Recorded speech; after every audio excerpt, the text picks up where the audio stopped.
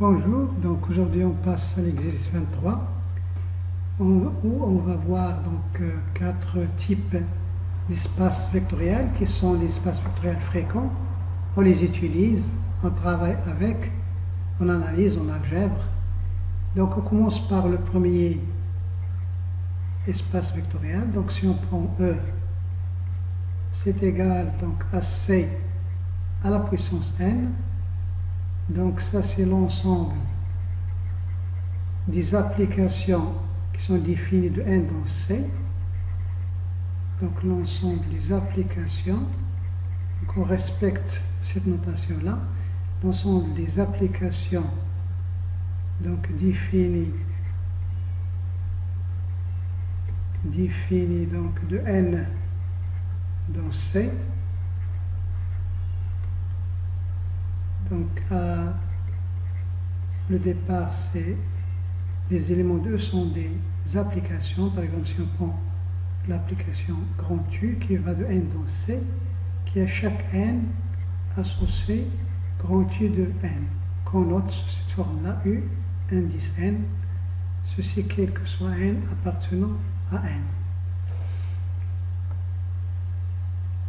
Ensuite, donc sur cet ensemble-là, donc on a l'égalité qui est définie par l'égalité définie par lorsqu'on va dire que grand U égale grand V dans E, l'égalité dans E, donc c'est équivalent à dire que chaque terme UN égale à chaque terme Vn, quel que soit n, appartenant à n. On a l'addition qui est définie par U plus V égale W. Avec W, les termes sont des Wn. Donc, avec chaque Wn égale à chaque Un plus chaque Vn, quel que soit n. Et on a la multiplication externe.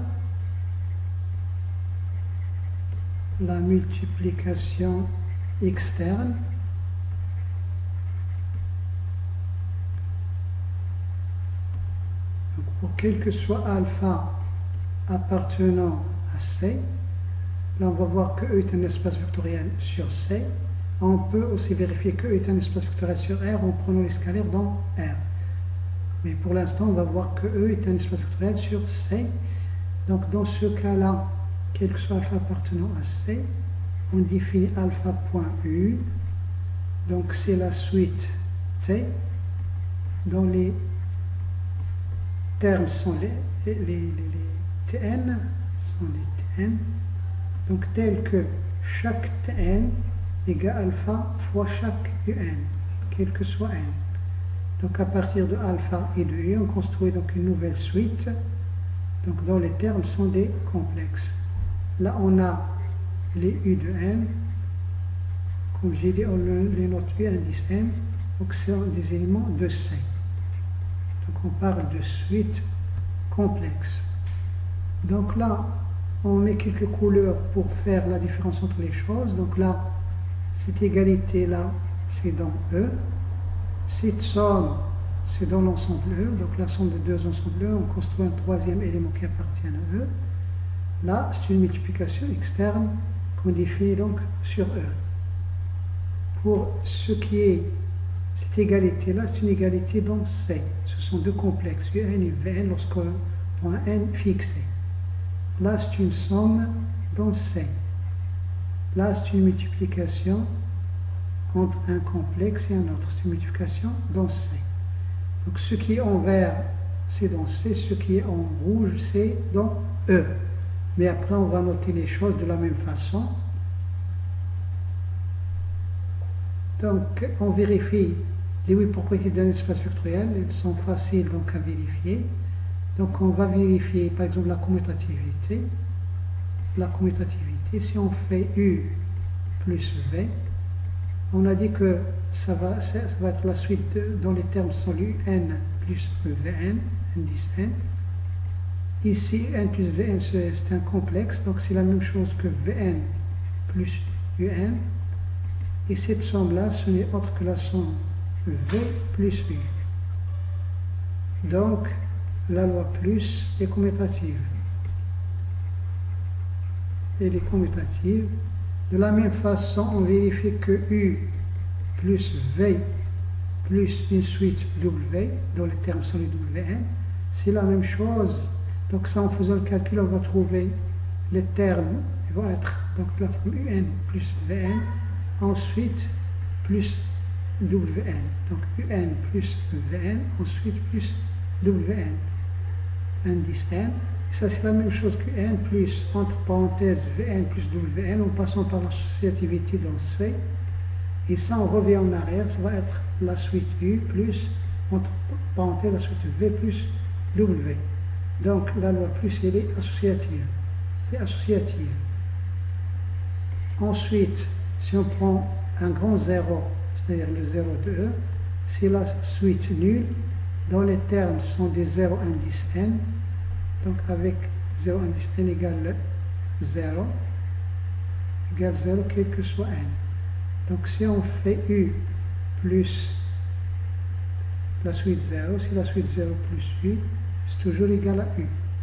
Ensuite, à partir de la suite U, dont les termes sont les UN, on construit donc, on note par un moins U.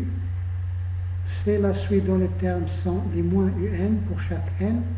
Et si on fait U plus moins U, donc ça fait moins U plus U, c'est la suite 0.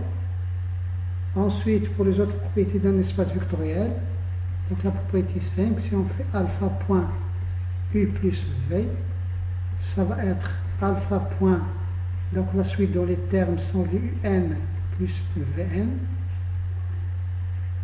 Alpha point, cette suite-là, c'est par définition alpha fois donc UN plus Vn à l'intérieur pour chaque n variant dans n.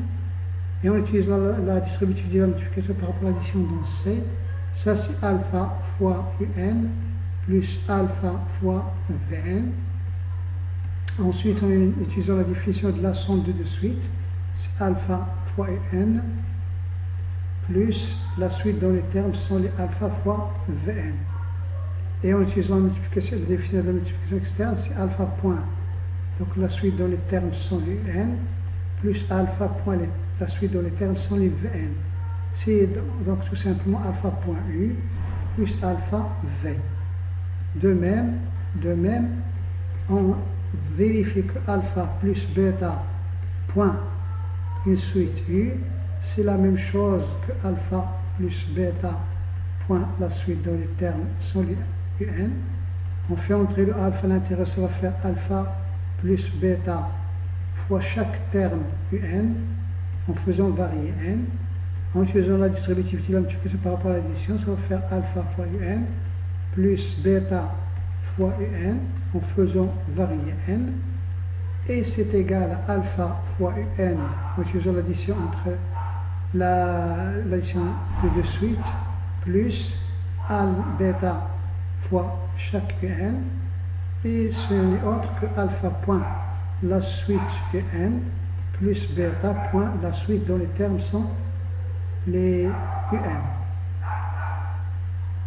Indice n. Et finalement, donc on trouve que c'est égal alpha point U plus bêta point U.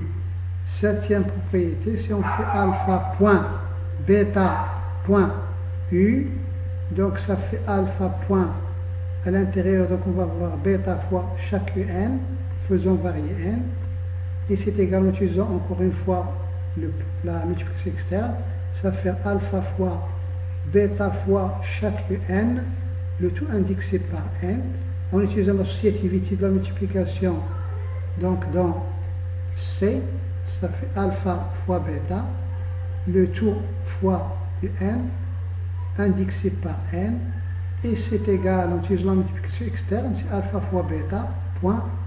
La suite dans les termes sont du n, c'est-à-dire c'est alpha fois bêta, point, la suite u. Dernière propriété, c'est la multiplication par 1. Donc si on fait 1, l'élément 1 de C, point, une suite u, ça fait 1 fois chaque terme un, le tout indexé par n, et ça fait donc un, le tout indexé par n, et ce n'est autre que u. Donc d'où donc le C à la puissance n, muni de l'addition entre les suites et la multiplication externe, donc il est un espace vectoriel, sur C. Si vous voulez, entre parenthèses, en travaillant sur R, c'est-à-dire avec alpha et bêta appartenant à R des réels, et dans ce cas-là, on va avoir donc la même addition ici, mais la multiplication externe, il va changer. On va travailler sur R. Donc, on montre que C à la puissance n, muni de l'addition et de la multiplication externe sur R, donc est aussi donc un espace vectoriel sur R. Donc, C à la puissance n, muni de l'addition entre les suites et la multiplication externe des suites par un complexe, c'est un espace vectoriel sur C. Et la muni de l'addition entre les suites et la multiplication par un réel est aussi un espace vectoriel sur R. Donc là, on a des choses différentes. Là, pour les démonstrations qu'on vient de faire ici, donc si vous voulez, vous pouvez rajouter donc des couleurs pour comprendre ce qui se passe. Là, c'est une addition entre les suites. Là, c'est une addition entre les suites. L'égalité ici, c'est l'égalité entre des suites. Tout ça. Là, c'est la somme entre les suites. Ce qui est entre les suites, c'est une addition dans E. Là, la même chose. Donc, mais je répète, dans la suite, on n'utilise donc plus ces couleurs. Donc au départ, il faut faire la différence entre toutes ces choses-là. Mais après, on utilise donc les mêmes symboles, sachant qu'ils signifient chacun une chose différente. Ensuite, donc, on peut continuer comme ça, donc en rajoutant donc des couleurs pour différencier ce qui se passe dans E et ce qui se passe dans C. Ensuite, là par exemple pour ce qui se passe entre les termes, donc ce sont des lois. Là ici c'est une somme dans C, c'est une somme dans C.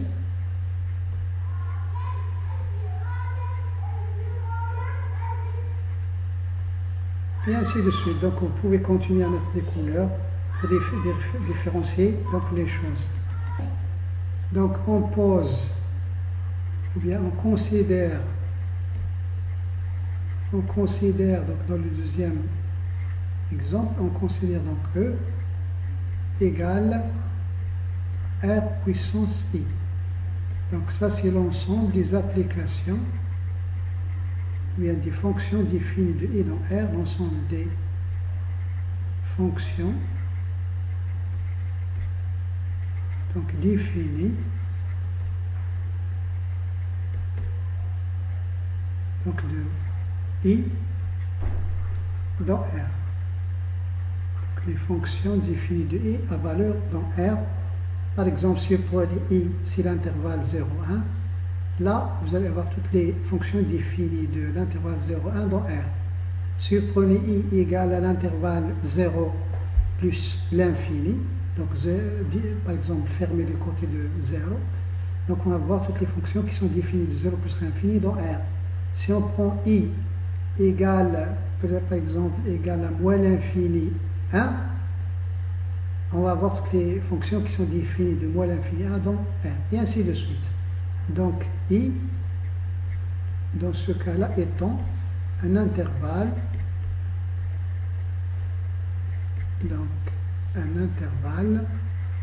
de R. Donc, il peut être fermé, il peut être ouvert, peut être semi-ouvert, semi-fermé, ainsi de suite.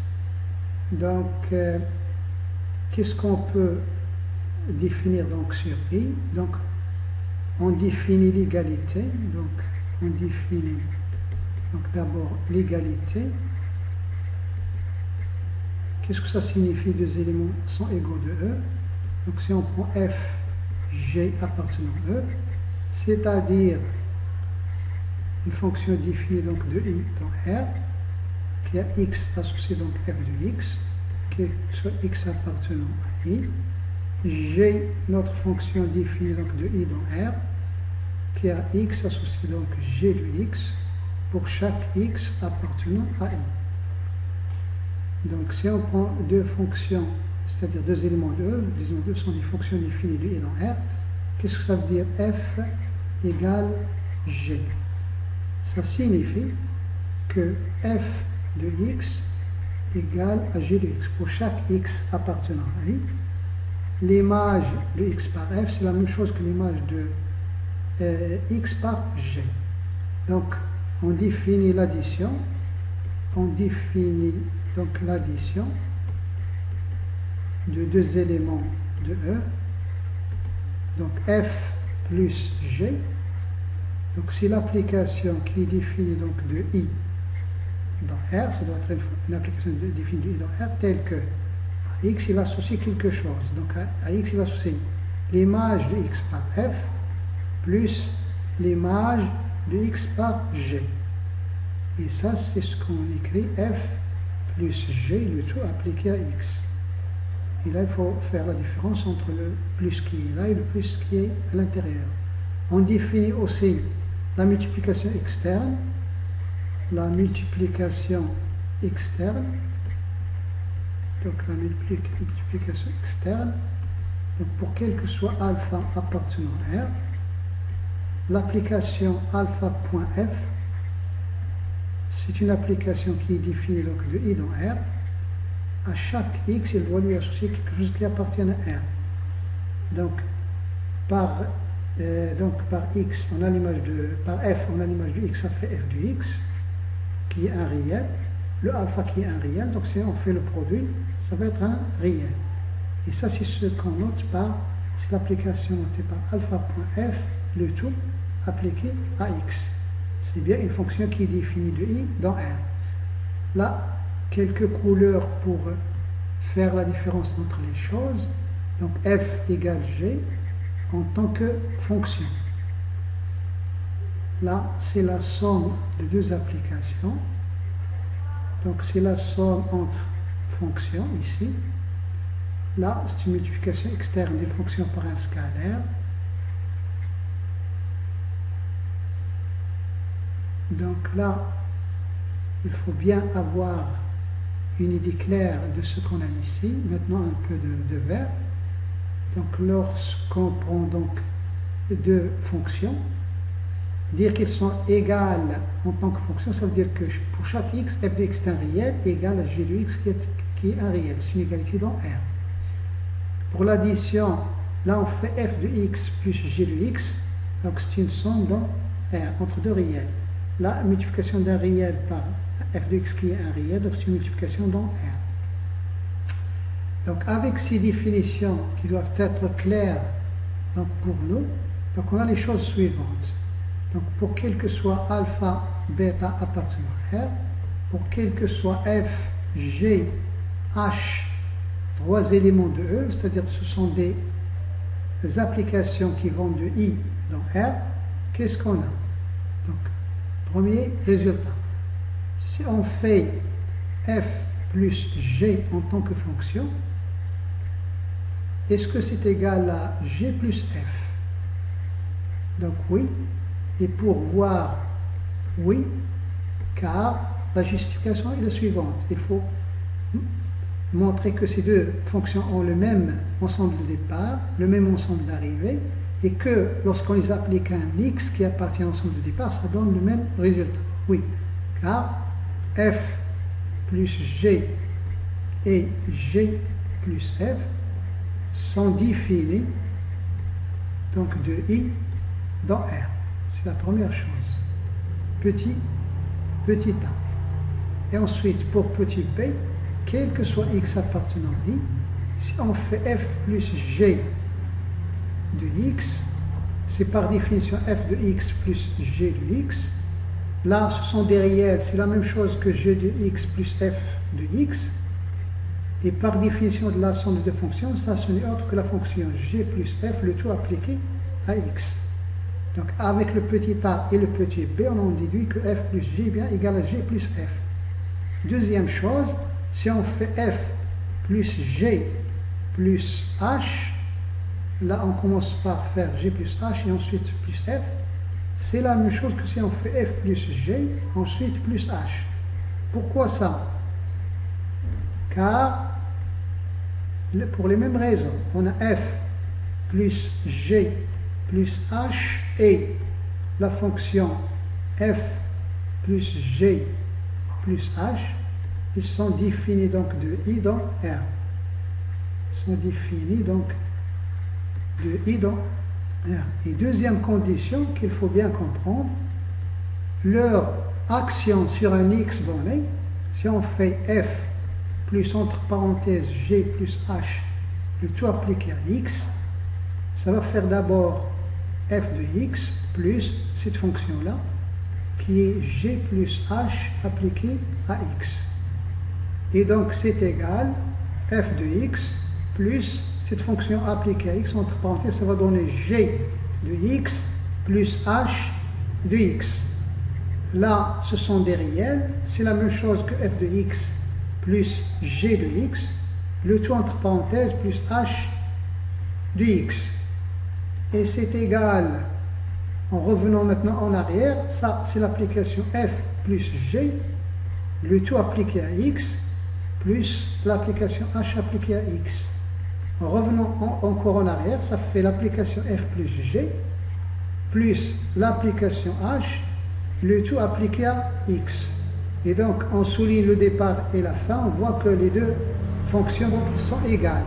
Donc, pour la troisième propriété, donc, soit donc, le 0,2, c'est un grand zéro, c'est la fonction nulle. C'est la fonction nulle. Donc, il est défini de i dans R. Donc, à chaque x, il associe 0. Donc, un grand zéro de x, ceci quel que soit x appartenant à i. C'est la fonction nulle. Donc, si on fait f plus cette fonction nulle, c'est la même chose que la fonction nulle plus f, c'est égal à f. Car là, f plus 0, il est bien défini de i dans R. Et b, si on fait f plus la fonction nulle appliquée à x, donc c'est égal par définition f de x plus la fonction nulle appliquée à x, c'est égal à f de x plus 0, puisque 0, donc ça fait donc f de x tout simplement. Et donc ces deux fonctions, ils sont égales. La fonction f plus 0 et la fonction f. Quatrième propriété, donc à f, on associe donc la fonction moins f, qui est définie donc de i dans R, qui a x associé moins f de x, quel que soit x appartenant à R. Donc si on fait f, donc plus la fonction moins f, on va trouver que c'est égal à 0, car quel que soit x appartenant à R, f plus moins f, le tout appliqué à x, donc ça va faire f de petit x plus la fonction moins f appliquée à x, qui est égal à f de x plus moins f de x, f de x plus son opposé, donc ça fait 0. Et ça, c'est la fonction 0 appliquée à x. C'est vrai à droite, donc c'est vrai à gauche. Pour les autres propriétés, donc pour la propriété 5, si on fait donc alpha point f plus g, c'est la même chose que alpha point f plus la fonction alpha point g. Là, les deux fonctions sont définies donc de i dans R, donc car, donc quel que soit x appartenant à i, puisque les deux fonctions sont définies donc sur i, si on fait alpha point f plus g, le tout appliqué à x, donc ça fait par définition la définition plus la définition du point, ça va faire alpha fois f de x plus g de x, qui est égal à alpha fois f de x plus alpha fois g de x. Là, j'ai sauté quelques étapes. Donc, et c'est tout simplement alpha point f, le tout appliqué à x, plus alpha point g, le tout appliqué à x. Et finalement, c'est la même chose que la alpha point f, plus alpha point g, le tout appliqué à x. Et on a donc la même chose pour la propriété 6.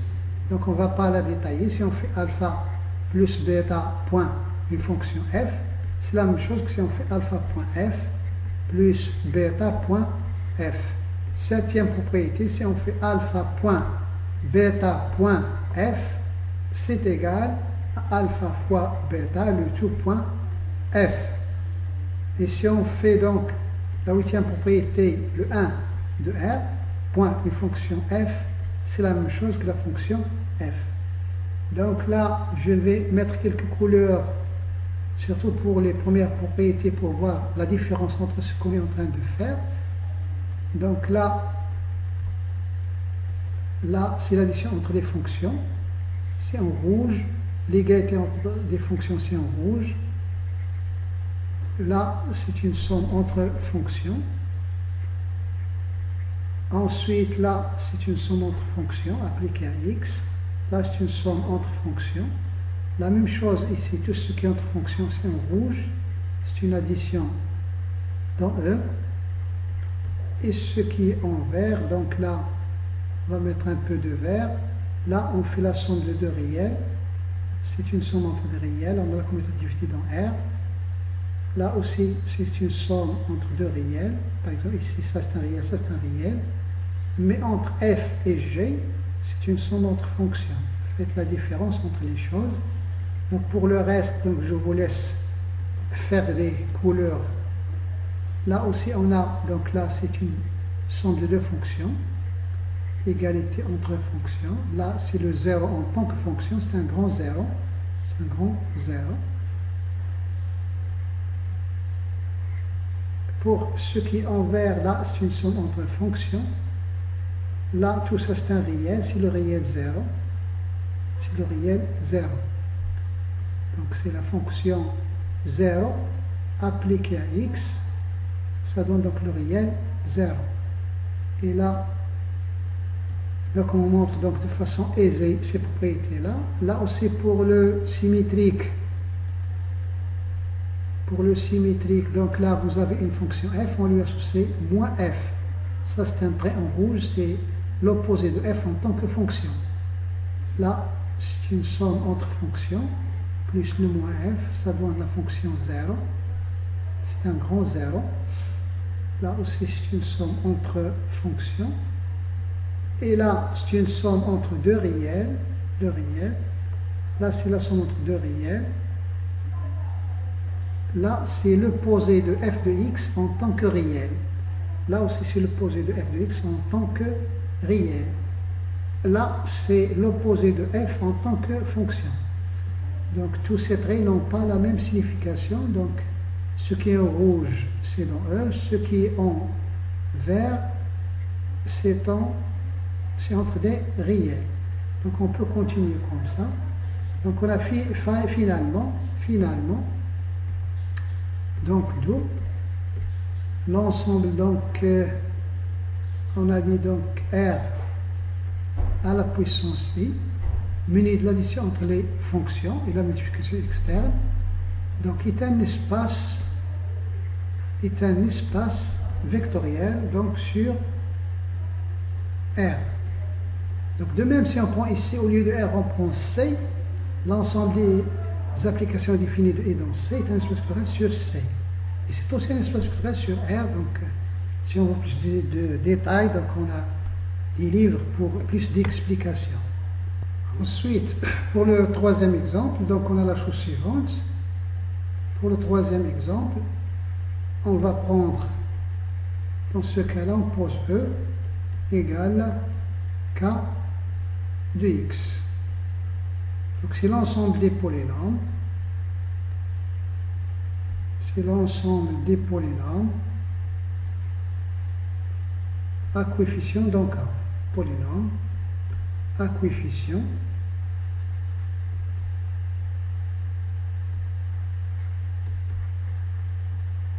donc K. Et donc à notre niveau, donc on prend K, c'est égal à R ou C. Donc soit des complexes donc à coefficient dans R, des polynômes qui sont dans R, soit des polynômes qui sont dans C. Donc cet ensemble il a été étudié donc dans le cours d'algèbre 1. Donc on va faire quelques rappels, on ne va pas tout faire. Donc pour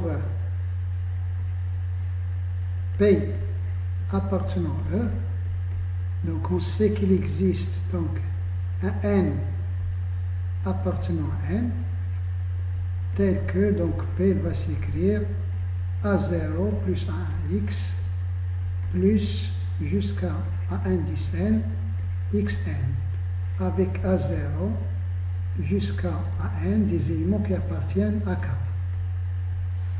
Donc chaque polynôme s'écrit sous cette forme-là, avec les A qui sont les coefficients du polynôme P. Donc pour P et Q appartenant à E, donc il va exister un certain M appartenant à N, tel que le polynôme Q va s'écrire B0 plus B1x plus jusqu'à Bm xm, avec les coefficients de B0 jusqu'au coefficient donc Bm qui sont des éléments aussi dans N. Donc qu'est-ce qu'on a comme propriété dans E? Donc on définit, ou bien on a l'égalité,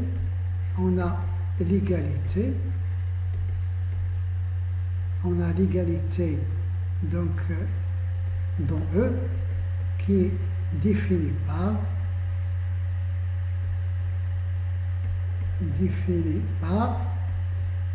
on va dire que le polynôme P égale le polynôme Q, c'est équivalent à dire que chaque coefficient A indice I égale à chaque coefficient B indice. Donc c'est équivalent à chaque AI égale à chaque BI, quel que soit I appartenant à N.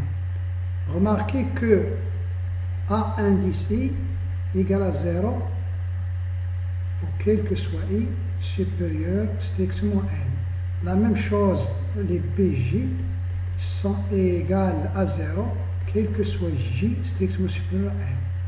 C'est-à-dire ici on peut compléter par les zéros pour ajouter les coefficients de P. Donc on n'a pas de problème. Donc on a l'égalité, on a aussi l'addition. On a défini l'addition entre les polynômes. L'addition dans E, donc il est défini par donc P plus Q, si les polynômes dont les coefficients sont de la forme A0 plus B0 plus A1 plus B1x et ainsi de suite. On va jusqu'au dernier terme. Donc comme j'ai dit, on peut compléter donc les AI par des zéros et les BJ par des zéros lorsqu'on dépasse N ou M. Donc là on continue jusqu'à la puissance la plus grande. Et on peut même rajouter des zéros après, on n'a pas de problème. Donc c'est l'addition. Donc la multiplication externe. Donc la multiplication externe, il est défini par alpha point le polynôme P, si le polynôme dont les coefficients sont alpha fois A0 plus alpha fois A1 x plus jusqu'à alpha fois an xn. Lorsque p s'écrit à 0 plus à x jusqu'à n xn. Donc avec cette égalité et ces lois, donc on a les choses suivantes. Donc on a les choses suivantes. Donc première propriété, p plus q, c'est la même chose que q plus p, car les coefficients qui entrent en jeu dans p plus q, p plus et q plus p sont de la forme donc ai plus be. Et ai plus b, c'est la même chose que be plus ai, quel que soit i appartenant à n. Deuxième propriété, si on fait p plus q plus pq, donc s, c'est la même chose que p plus q plus s, avec s, c'est le polynôme c0 plus c1x jusqu'à un certain ck x puissance k. Donc lorsqu'on fait les sommes, ici on va avoir les coefficients qui sont de la forme ai plus bi, ensuite plus le coefficient ci. Le coefficient de ce polynôme sont de la forme ai plus bi plus ci. Donc lorsqu'on compare les coefficients de 2 à 2, on voit qu'ils sont égaux. Ce qui nous donne ici l'égalité, c'est la commutativité dans K. Ce qui donne l'égalité ici, c'est l'associativité dans K. Donc ça implique l'associativité entre les polynômes. Troisième propriété, si on fait plus p plus 0, c'est 0 plus p, c'est égal à p. Avec 0, c'est égal à 0 plus 0x plus 0 x puissance h pour h quelconque dans n. Donc c'est le polynôme qui a des coefficients 0, le polynôme nul. Ensuite, si on fait p plus le polynôme moins p, donc les coefficients de moins p sont les inverses des coefficients sont les opposés des coefficients de p. Ça c'est de la forme a0 plus a1x et on continue. Les coefficients de moins p sont de la forme moins a0 plus moins a1x et on continue.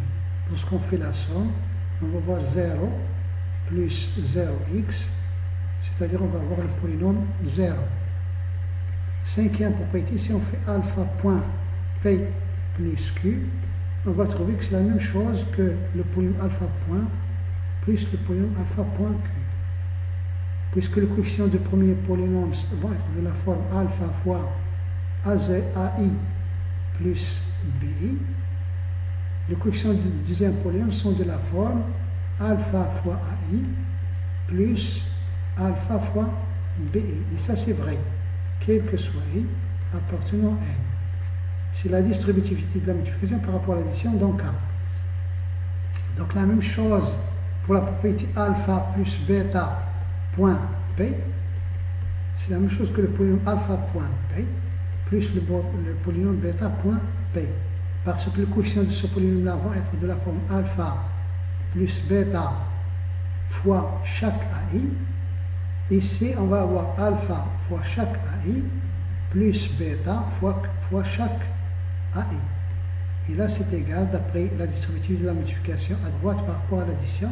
Ça, c'est vrai, quel que soit i appartenant à n. Donc là, en comparant les coefficients, on a ces polynômes qui sont égaux.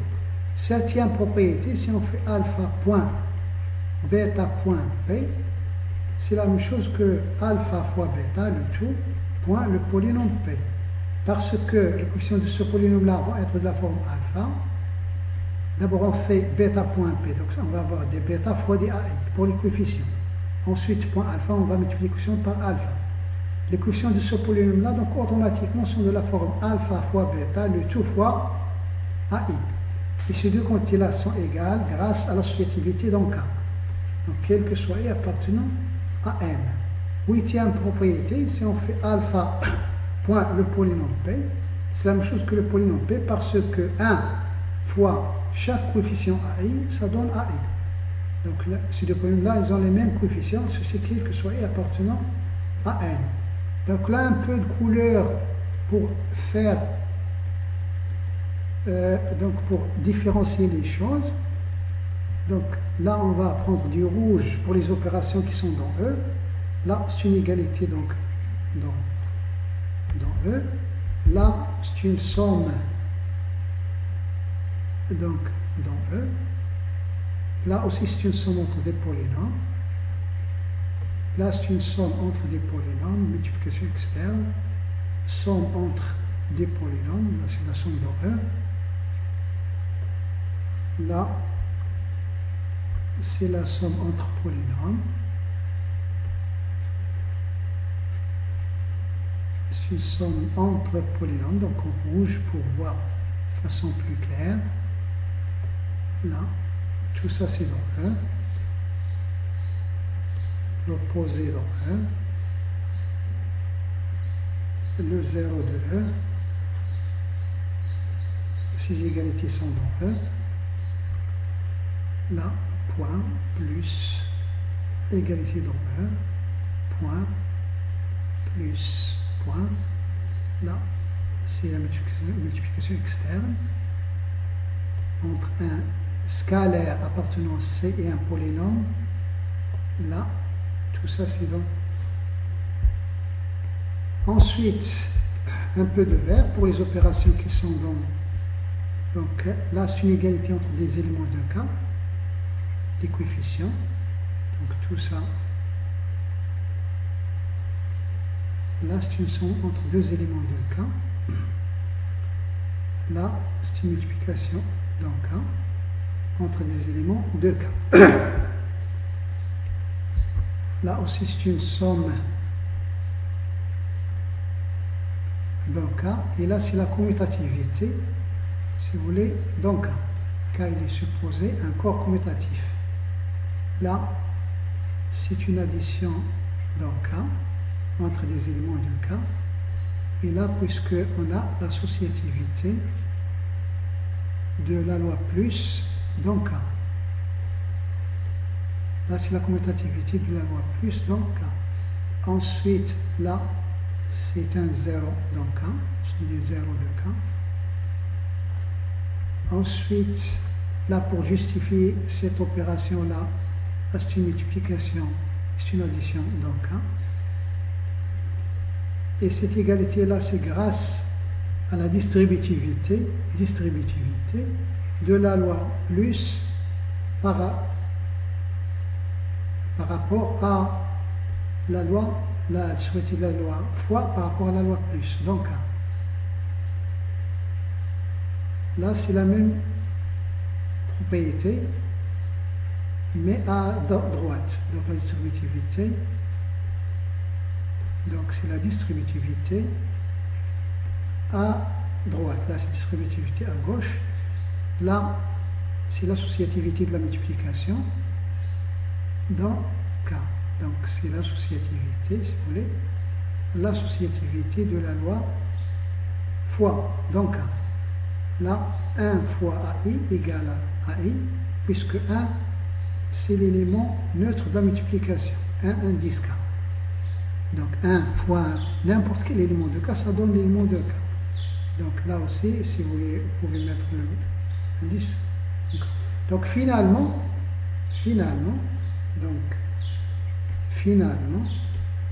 ce qu'on doit retenir finalement, donc l'ensemble des polynômes à coefficient dans K, muni de l'addition entre les polynômes et la multiplication d'un polynôme par un scalaire, donc il est un espace vectoriel. Est un espace vectoriel sur K. Donc là, je répète, K c'est soit R, soit C. Si on fixe K égale à R, donc R de X est un espace vectoriel sur R. Si on fixe donc K égale à C, C de X est un espace vectoriel sur C. Donc là, on a explicité les lois qu'il faut. Donc une petite remarque. Donc pour les étudiants donc des filières mathématiques, donc on a défini K de X comme étant l'ensemble des polynômes avec un grand X. Retenez bien ça. Pour les étudiants SMPC, parfois on utilise la notation K avec un petit x. Mais on sait que, pour les gens qui font les maths, que ces deux ensembles-là, ils sont isomorphes. Ils sont isomorphes lorsque K, donc on a K de x, il est isomorphe à K de x. Donc pour K égale à R ou C, on n'a pas de problème. Travailler avec K petit x ou K grand x, on n'a pas de problème. Pour les étudiants qui font des maths, il faut faire attention. Si K n'est pas R ou C, donc il y a une différence entre K de x avec un grand X majuscule et K de x avec x minuscule. Donc ça, c'est l'ensemble des fonctions polynomiales. Lorsqu'on montre comme ça, c'est l'ensemble des fonctions polynomiales, et ça, c'est l'ensemble des polynômes. Il y a des différences auxquelles il faut faire attention. Mais on ne va pas trop s'attarder sur ce sujet-là. Donc, pour nous, donc là, on considère soit K égale R, soit K égale C. Ensuite, donc pour le quatrième exemple, donc on va poser, bien on va considérer E, c'est égal à K de x entre parenthèses. Donc ça c'est le corps des fractions rationnelles.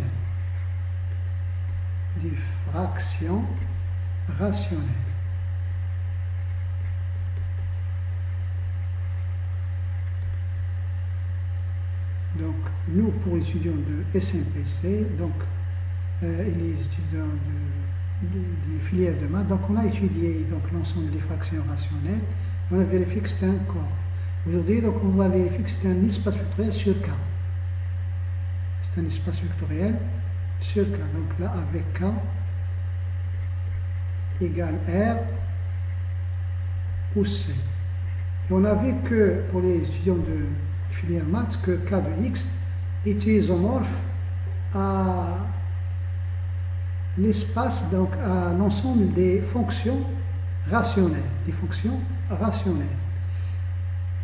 Donc, on a E, c'est l'ensemble donc des fractions de la forme un polynôme P sur un polynôme Q, tel que PQ appartiennent à K de x entre crochets. Donc, l'addition, on définit, ou bien on a déjà défini donc l'égalité. Si vous voulez un petit rappel, l'égalité dans E, il est défini par, si on prend une fraction f qui est égale à p sur q, fraction, donc là on va l'appeler f1, p1 sur q1, la fraction p2 qui est égale, f2 égale à p2 sur q2, donc f1 est égal à f2, c'est équivalent à dire que P1 fois Q2 égale Q1 fois P2. Donc l'addition, on a défini l'addition dans E de la façon suivante.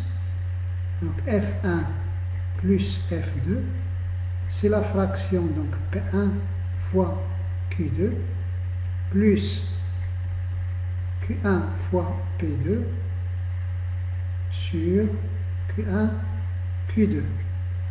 La multiplication externe, donc la multiplication externe,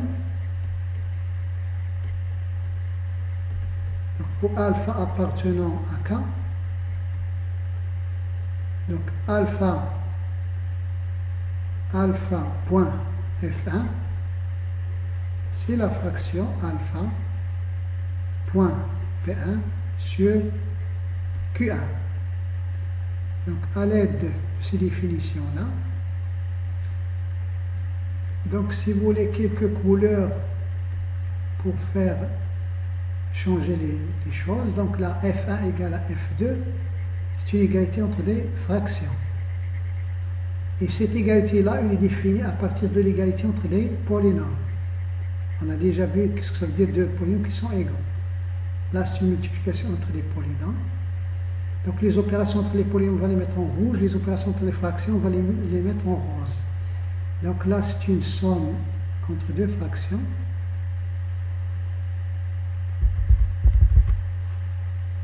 Et là, c'est une somme entre deux polynômes. Et entre les polynômes, donc vous avez la multiplication entre les polynômes. Il faut revenir au cours sur les polynômes. Donc tout ça, c'est entre polynômes. Donc là, pour l'addition ici, c'est entre des fractions.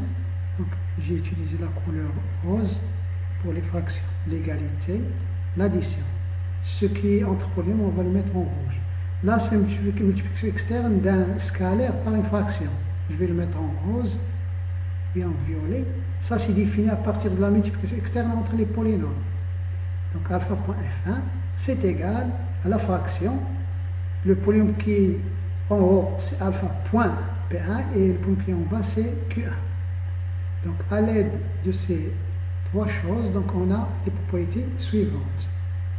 Donc première propriété, si on fait par exemple f1 plus f2, la somme des deux fractions f1 et f2, notée ci-dessus. Donc là, ça va faire P1 Q2. Là, je ne vais pas mettre de produit pour simplifier un peu, plus Q1 P2, donc entre nous, donc c'est un produit entre polynômes. Là, ça fait Q1 Q2. Les propriétés entre les polynômes, je sais que l'addition et la multiplication sont commutatives, donc là, je peux écrire c'est Q1 P2 plus P1 Q2. En bas, je vais donc avoir, je peux écrire Q2, Q1. Et là, ce n'est autre que la fraction. Donc là, je commence par Q1, par P2, Q1. Donc là, ça va faire un P2 sur Q2 plus P1 sur Q1. Et c'est-à-dire donc F2 plus F1. Donc tout ça, donc on le justifie de façon très claire et très simple. Ensuite, si on fait F1 plus F2 plus une fraction F3, donc on va utiliser la définition de la somme donc deux fois, et ça va nous donner la même chose que F1 plus F2 plus F3. Si on fait donc F1 plus la fraction nulle, qui est aussi le polynôme nul, le polynôme sur 1, donc ça nous fait donc F1, donc c'est-à-dire P1 sur Q1, la fraction nulle, donc c'est la fraction donc 0 sur 1, ça va nous faire donc P1 fois 1 plus Q1 fois 0 sur Q1 fois 1, et donc on obtient tout simplement c'est P1 sur Q1, c'est-à-dire c'est la fraction F1. Ensuite, quatrième propriété, donc on a la fraction F1 et on a la fraction moins F1. La fraction moins F1, c'est la fraction moins P1 sur Q1. Donc si on fait F1 plus la fraction moins F1, on va trouver donc que c'est égal à P1 fois Q1 plus donc P1 fois Q1 plus Q1 fois moins P1 sur Q1 au carré, Q1 fois Q1. Là, on va voir P1 fois Q1 plus Q1 moins P1 fois Q1, on va voir 0 sur Q1 au carré. Et ça, c'est la fraction 0, puisqu'il est égal à 0 sur 1. Si on fait 0 fois Q1 au carré, c'est la même chose que 0 fois 1. Donc ça, c'est la fraction 0. Ensuite, pour les autres propriétés, donc si on fait alpha.f1 plus f2, si on fait d'abord f1 plus f2, on multiplie par alpha, c'est la même chose que si on fait alpha.f1 plus alpha.f2. Donc, ensuite, sixième propriété, si on fait alpha plus bêta point F1, c'est la même chose que si on fait alpha point F1 plus alpha bêta point F1. Il suffit de revenir à la définition de la somme entre les fractions et on vérifie toutes ces choses-là facilement. Alpha point bêta point F1, par exemple cette propriété-là, c'est alpha point, ici on va avoir bêta point P1, le tout sur Q1, plus, c'est égal, la définition de la loi point, c'est alpha point bêta point P1, le tout sur Q1. Et ça, d'après une propriété de l'espace vectoriel des polynômes, c'est alpha fois bêta, le tout point P1 sur Q1. Et c'est tout simplement alpha fois bêta point P1 sur Q1. C'est-à-dire, c'est alpha fois bêta point la fraction F. Dernière propriété, c'est alpha 1, donc la fraction 1 qui est égale à 1 sur 1, donc point une fraction F1, c'est tout simplement égal à F1. Donc là, on peut rajouter donc quelques couleurs pour différencier les choses. Donc là, la somme entre deux fractions, c'est égal à cette fraction, par définition. Là, ce sont les mêmes fractions. Ensuite, là, c'est toujours une somme entre les fractions. Si on utilise la définition correctement, on va arriver à montrer ces deux choses. Là, c'est une somme entre fractions. Tout ça, c'est égalité entre des fractions. Ce qui se passe entre polynômes, là, c'est une somme entre polynômes, produit entre polynômes, une somme entre polynômes. Là aussi, c'est entre polynômes. Donc, pour ceux qui ont vu le cours sur le polynôme en SMA et SEMI, donc ils comprennent ça parfaitement. Donc là, c'est